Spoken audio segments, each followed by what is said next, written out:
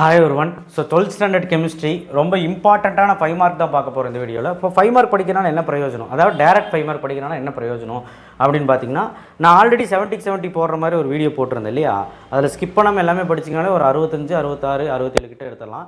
இந்த identify ABC question அந்த last 5 mark மட்டும் நம்ம தனியாக ஒரு பிடிஎஃப் நான் கொடுத்துட்றேன்.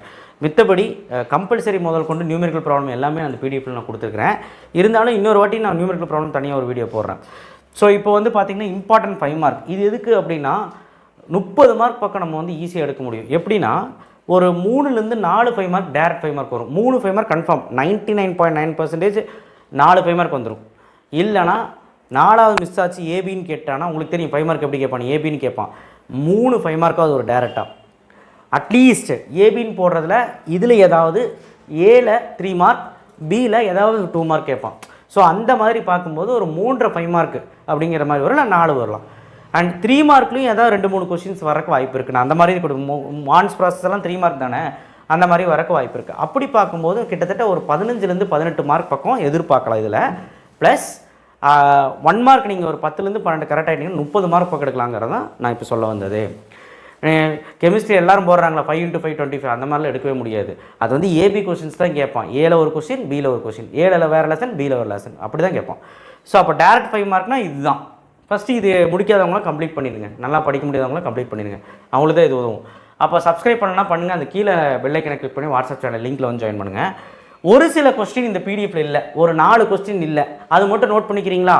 நிறைய பேர் பிடிஎஃப் டச் பண்ணிட்டு போயிடுறீங்க. ஃபஸ்ட்டு கமெண்டில் நான் பின் பண்ணி வச்சிடறேன் அந்த 4 கொஸ்டினையும். டோன்ட் மிஸ் திஸ் கொஸ்டின் சொல்லிவிட்டு மிஸ் பண்ணி அந்த 4 கொஸ்டின் பின் பண்ணி வச்சுறேன், அதையும் சொல்லுங்கள். குரூப்லேயும் போதாத குறைக்கும் அந்த 4 கொஸ்டின் எக்ஸ்ட்ரா போட்டுறேன், சரிங்களா? அப்போ வாட்ஸ்அப் சேனலில் ஜாயின் பண்ணுங்கள். Unit 1 Mond's process, zone refining, electrometallurgy of aluminium, இது ஜூனில் கேட்டது, நிறைய பேர் படிக்கவே இல்லை. ஹால் ஹெரால்டு ப்ராசஸ் நிறைய பேர் படிக்கல, படிச்சிருங்க. Electrolytic refining, froth flotation process, magnetic separation, நுரை பதிப்பு முறை, காந்த பிரிதல் முறை, இது புக்கின். ஸோ இது எல்லாமே படிச்சிடணும். வேனார்கள் வந்து 3 மார்க், அது பார்த்துக்கோங்க.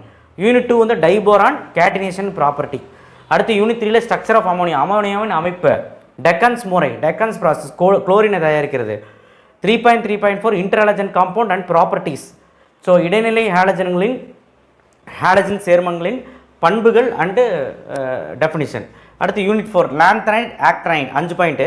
Justify the position of lanthanide actinide கண்டிப்பாக வரும். லாந்த்ரைன் கன்ட்ராக்ஷன் போன வருஷம் கேட்டால் தான், இருந்தாலும் படிச்சுங்க. பொட்டாசியம் டைக்ரோமேட் ஈக்குவேஷன் கொஞ்சம் கஷ்டமாக இருக்கும், படிச்சிருங்க. ப்ராப்பர்ட்டிஸ் ஆஃப் இன்டர்ஸ்டிஷியல் காம்பவுண்ட், இதையும் படிச்சிருங்க. 5 கொஸ்டின். யூனிட் 5 தான் எக்ஸ்ட்ரா ஒன்று நோட் பண்ணணும். விபி தியரியோட அப்ளிகேஷன் 5th கொஸ்டின் புக் பேக்கில். 14th question very theory, 25th book back questions படிச்சிரு. அடுத்த புக்கின்ல விபி தியரி சம்மந்தப்பட்ட புக்கின் கொஸ்டின்ஸ் இருக்குல்ல, அப்ளிகேஷன்ஸு, அதெல்லாம் இது. என்ன கொஸ்டின் விட்டுருக்கேன்னா விபி அசம்ஷன் விட்டுட்டேன். விபிடி அசம்ஷன் 10 பாயிண்ட் இருக்குல்ல, விபிடி கொள்கை, வேலன்ஸ் பேண்ட் தியரியோட அந்த 10 கொள்கையை 10 பாயிண்ட்டை படிக்கணும், ஒரு வேளை புக்கின் கேட்ட போகிறாங்க. அண்ட் கிளாசிஃபிகேஷன் ஆஃப் மெட்டல் கார்பனில் விட்டுட்டேன், அது எவ்வளோ கொஸ்டின் தெரில, 24வது கொஸ்டின் எனக்கு தெரில. கிளாசிஃபிகேஷன் ஆஃப் மெட்டல் கார்பனில் விட்டேன், அதையுமே படிச்சிருங்க. ஸோ அதை நான் வந்து உங்களுக்கு லிங்க்கில் கீழே இதில் தரேன் ஃபஸ்ட்டு கமெண்டில். அண்டு யூனிட் 5ல் அது 2 extra.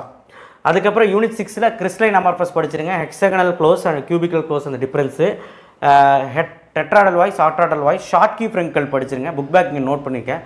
Packing efficiency BCC, packing efficiency SC, packing efficiency எஃப்சிசியும் படிங்க. பொதிவுத்திறன் பிசிசி, பொதிவுத்திறன் எஸ்சி, பொதிவுத்திறன் முகப்பு அந்த இது எஃப்சிசி. இந்த எஃப்சிசி வந்து இங்கே எழுதலை, அப்போ நான் சொல்லன்னு சொல்லிடாதீங்க. அது வந்து நான் வந்து கீழே டைப் பண்ணிடுறேன், பார்த்துக்கோங்க. ஆனால் அதுவும் படிக்கணும். Unit 7 0 order a product, first order a product. 0 order a product book back. First order a product தொகைப்படுத்தப்பட்ட முதல் வினை, தொகைப்படுத்தப்பட்ட பூஜ்ய வினை. இது வந்து இது ரெண்டுமே வந்து பார்த்திங்கன்னா 5 மார்க்கு, பார்த்துக்கோங்க. Rate of reaction, rate constant, 2 difference, அது பார்த்துக்கோங்க. Order and molecularity. Okay, first volume முடிஞ்சு, செகண்ட் வால்யூம் பார்த்துடலாம். ஃபஸ்ட் வால்யூமில் இவ்வளோ தான். அப்போ செகண்ட் வால்யூம் கொஸ்டின்ஸ் பார்க்கலாம். செகண்ட் வால்யூம் கொஸ்டின்ஸ் பொறுத்த வரைக்கும் நமக்கு யூனிட் 8 ரொம்ப ஈஸி, 9 ஈஸி, 10 ஈஸி. ஸோ அதனால் ஒன்றும் இல்லை, டேரக்ட் 5 மார்க் ஈஸியாக தான். அப்போ அடுத்து யூனிட் 7 வந்து யூனிட் 8 வந்து பார்த்தீங்கன்னா ஆஸ்வார்ட் டைலேஷன்லாம், Henderson equation, Lewis acid, Lewis base, difference மாதிரியும் கேட்கலாம்.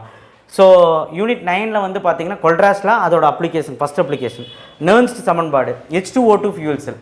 யூனிட் 10ல் physisorption, chemisorption, intermediate theory. இங்கே பாருங்கள், புக் பேக் நம்பர் நோட் பண்ணியிருக்கேன். ஃபிசிக்ஸ் ஆப்ஷன், கெமிஸ் ஆப்ஷன் நிறைய பேர் மாற்றி எழுதிடுவீங்க பாருங்கள். அப்சார்ப்ஷன் தியரி, கேட்டசிஸ் ஆஃப் கேட்டலிஸ்ட், அதாவது வினையூக்கியின் பொதுவான சிறப்பியல்கள். இது வந்து பார்த்தீங்கன்னா புக்கின் 10.2.2 டிஸ்பர்ஷன் மெத்தட் எனி டூ. இப்போது 2 கொஸ்டின் எக்ஸ்ட்ரா சொல்கிறேன் பாருங்க. யூனிட் 9ல் galvanic cell notation, galvanic cell notation போன வருஷம் கேட்டாங்க, இருந்தாலும் பார்த்துருங்க. யூனிட் 9ல் இன்னொரு கொஸ்டின் டேனியல் செல், டேனியல் செல்லோட கன்ஸ்ட்ரக்ஷன் ஒர்க்கிங் கண்டிப்பாக கேட்பாங்க, ஒர்க்கிங் புக் பேக்கு. சரியா? டேனியல் மின்கலம். அடுத்து யூனிட் 10ல் கண்டென்சேஷன் மெத்தட் சொல்லலை. கண்டென்சேஷன் பொறுத்த வரைக்கும் physisorption, chemisorption, intermediate theory, observation theory, இதெல்லாம் புக் பேக்கு. ஸோ இதுக்கு மாற்றி கூட கேட்பாங்க. கேட்டசிஸ் ஆஃப் கேட்டலிஸ்ட் சிறப்பியல்கள், அதாவது வினையூக்கியின் சிறப்பியல்கள். இது வந்து 10.2.1 5 பாயிண்ட் போதும்.